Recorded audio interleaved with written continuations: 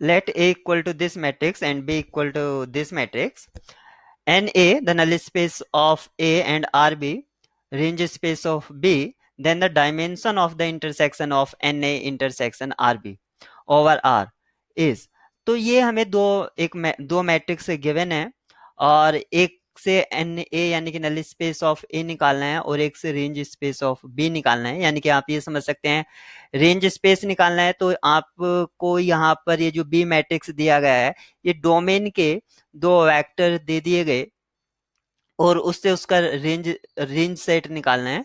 और हम ये भी जानते हैं नल स्पेस और रेंज स्पेस आपस में खुद ही वेक्टर स्पेस भी होते हैं। तो वेक्टर स्पेस की ये जो हमें आएगा इसका इंटरसेक्शन, क्योंकि इंटरसेक्शन ऑफ टू सब स्पेस और vector space is again a vector space, तो यहाँ पर उस वेक्टर स्पेस का डायमेंशन क्या होगा ये हमें बताना है ओवर आर। तो यहाँ पर ओवर से या कुछ अगर नहीं भी बोलता है तो आप अंडरस्टूड करके चलेंगे कि ये जो एलिमेंट्स हैं ये रियल एलिमेंट्स हैं, तो इसलिए इसके ओवर आर ही पूछेगा। तो सबसे पहले एन ए जो होता है उसको बेसिकली हम नल स्पेस ऑफ ए यानी कि मैट्रिक्स ए से जो जनरेट होगा नल स्पेस वो हमें बताना है। और नल स्पेस में वो एलिमेंट्स आते हैं जो मैट्रिक्स के साथ ऑपरेट करने पर या तो लीनियर ट्रांसफॉर्मेशन के साथ या मैट्रिक्स के साथ ऑपरेट करने पर वो उसको जीरो यानी कि नल सेट देते हैं, नल मैट्रिक्स या नल सेट जो भी आप समझे नल मैट्रिक्स देते हैं। तो यहाँ पर एन में वो all those X belongs to, यहाँ पर क्या होगा R cube such that A X equal to zero, ये आपका एन में आएगा। तो हम सबसे पहले इस सिस्टम को ए एक्स इक्वल टू जीरो यानी कि एक होमोजीनियस सिस्टम आपको मिलेगा इस तरह से, homogeneous system in X one X two X three या एक्स वाई जेड जैसे भी आप यहाँ पर एक्स को लेंगे, तो वो आपको रो रिड्यूस करा दीजिए और उससे आपको इस नल के बारे में आपको आइडिया होगा। तो हम सबसे पहले इस मैट्रिक्स ए को, क्योंकि ए एक्स करके करिए यानी कि सिस्टम को करिए या डायरेक्ट ए को कर दीजिए, बेसिकली हमारा वही आने वाला है 1 2 0 -1 5 2। अब ये जो हमें आया है इसको हमने रो रिड्यूस कराया, इसका इक्विवेलेंट मैट्रिक्स होगा फर्स्ट रो सेम होगा, दूसरे को प्लस कर देंगे तो यहाँ पर 7 और यहाँ पर ये 2 आ जाएगा। तो आप देख रहे हैं कि इसकी जो रैंक है वो 2 है और इसकी जो नलिटी है रैंक नलिटी थ्योरम से रैंक इसकी 2 हो जाती है, rank of matrix A equal to 2, और इसकी जो नलिटी है वो आपकी 1 हो जाती है, रैंक नलिटी थ्योरम से आप फाइंड आउट कर सकते हैं। अब हम देख लेते हैं नल ए आखिर है क्या, क्योंकि हमें यहाँ पर एक्चुअली दो अलग अलग सेट हैं, एक नल ए के बारे में जो अलग प्रॉपर्टी होल्ड करता है, एक रेंज स्पेस जो अलग प्रॉपर्टी होल्ड करता है। तो प्रॉपर सेट जब तक हमें नहीं पता चलेगा तो उसकी डायमेंशन के बारे में भी हम नहीं कुछ कह सकते हैं। तो सबसे पहले हम ये जो गिवन जिसके लिए हमें फाइंड आउट करना है वो हमें सेट चाहिए, सेट पता होगा तो हम उसकी डायमेंशन के बारे में कुछ प्रिडिक्शन कर सकते हैं। तो अभी हमें सिर्फ नल ए के बारे में पता चला है, तो यहाँ पर आपको पता चल गया है कि x3 आपका फ्री वेरिएबल है, तो 7x2 plus 2 times x3 equal to 0। x3 free है, उसी से हमने यहाँ पर इसकी नलिटी भी लिखी। और अब आप समझ सकते हैं कि x3 को अगर मैं -7 वैल्यू दे दूं तो x2 आपका क्या हो जाएगा, -7 × 14 राइट में जाएगा +14, ये 2 आ जाएगा आपका। और यहां से फर्स्ट से आपको पता चलता है कि x1 plus x2 plus x3 equal to 0 समझ लीजिए, या डायरेक्ट इसको 0 ही, क्योंकि यहाँ पर 0 है इसका कॉफिशिएंट। तो x1 प्लस x2 का वैल्यू यहां से 2 आया इक्वल टू 0, तो x1 आपका -2 हो जाएगा। तो एक हमें जो वेक्टर मिला है वो क्या मिला है, -2, x2 आपका 2 और x3 आपने रखा था -7। इस तरह से आपको एन ए में एक वेक्टर मिल गया है जो लीनियरली इंडिपेंडेंट होगा, ये लीनियरली इंडिपेंडेंट वेक्टर है। या आप ऐसा समझ सकते हैं एन ए में कौन कौन से एलिमेंट है भैया, वो सारे x belongs to R cube such that x3 तो आपका फ्री है, और x3 जब फ्री हो गया है तो x2 आपका उससे क्या हो जाता है, x2 हो जाता है आपका -2x3/7, ये आपका x2 हो जाता है। और x1 क्या है, x1 है just x1 plus 2 times x2, यहाँ पर 2 था ये, तो यहाँ से जो x2 था ये 4 आएगा, -4, यहाँ पर मैंने मिस्टेक कर दिया था। अब ये उसका निगेटिव 2 टाइम्स है, तो यानी कि x1 आपका हो जाएगा -4/7 x3। तो यहां से इस तरह से आप देख सकते हैं कि x3 आउटसाइड ले लीजिए और एक वेक्टर आएगा, वो इसका लीनियर कॉम्बिनेशन होंगे, जो भी इसका नल सेट होगा वो सारा का सारा जनरेट होगा इस वेक्टर से, और इसमें सिर्फ एक ही लीनियरली इंडिपेंडेंट वेक्टर होगा। तो हमें नल ए के बारे में पता चल गया है। अब यहां पर अब हमें निकालना है आरबी, यानी कि रेंज स्पेस ऑफ बी। तो रेंज स्पेस ऑफ बी का मीनिंग है कि अगर कोई यहाँ पर आप ये समझ लीजिए ट्रांसफॉर्मेशन या वेक्टर स्पेस या कोई रूल से हम कोई वैल्यू असाइन कर रहे हैं।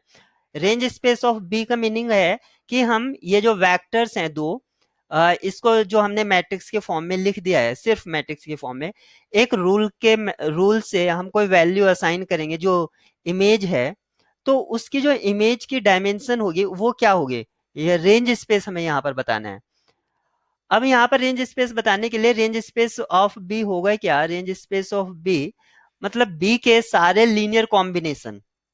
रेंज स्पेस ऑफ बी का मीनिंग हुआ बी के लीनियर कॉम्बिनेशन। अगर मैं इनको कॉल कर दूं वेक्टर v1 और वेक्टर v2, तो ये क्या होगा, c1 v1 plus c2 v2, ये इसका लीनियर कॉम्बिनेशन होगा, और लीनियर कॉम्बिनेशन से एक सिस्टम जनरेट हो जाएगा।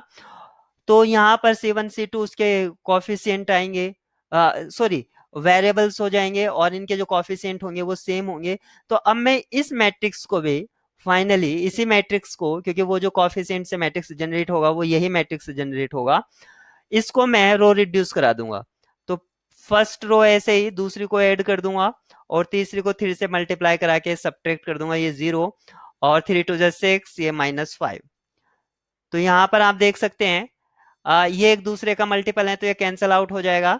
तो इसकी जो रैंक होगी, rank of this matrix B, यानी कि रैंक ऑफ बी यहाँ से 2 हो जाएगी।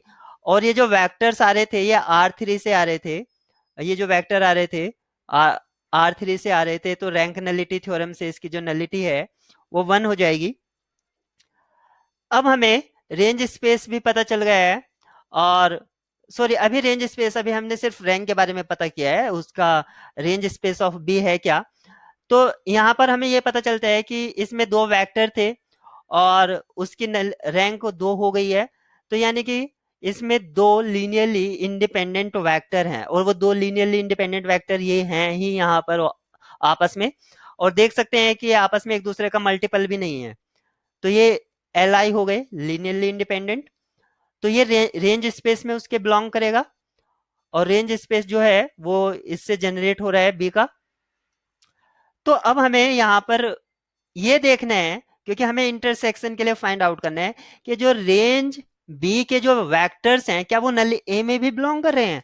उस ये दो वेक्टर हैं, क्या ये नल ए में बिलोंग कर रहे हैं या नहीं कर रहे हैं। तो मैं यहाँ पर ये देखूंगा कि ए वी वन जिनको मैंने कॉल किया है और ए वी टू क्या ये मुझे नल मैट्रिक्स दे रहे हैं। अगर ये नल मैट्रिक्स मुझे देंगे तो हाँ ये नल ए में बिलोंग करेंगे, अगर नहीं देंगे तो नहीं बिलोंग करेंगे।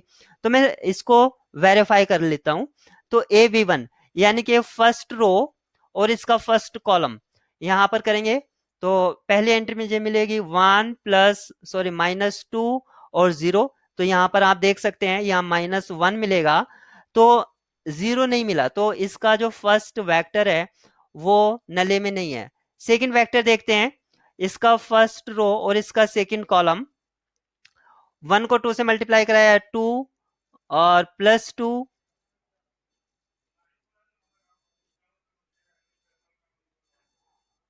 फर्स्ट रो फर्स्ट कॉलम 1 2 ज़ा 2, 2 0 ज़ा 0, और ये 0, ये भी आपका 2 आ रहा है, यानी कि ये भी नले में नहीं है। यानी कि neither v1 nor v2 belongs na। ना तो V1 है और ना ही V2 आपका नल ए में बिलोंग करता है। यानी कि मैंने पहले बताया था नल ए वेक्टर स्पेस होता है और रेंज स्पेस भी वेक्टर स्पेस होता है, और इनका इंटरसेक्शन भी वेक्टर स्पेस होगा। तो जो वो वेक्टर स्पेस है उसमें जीरो वेक्टर के अलावा कुछ नहीं है। तो यहां पर हमें पता चल जाता है कि जो नल ए इंटरसेक्शन आर बी कुछ नहीं है, सिर्फ जीरो वेक्टर है उसमें, जीरो वेक्टर।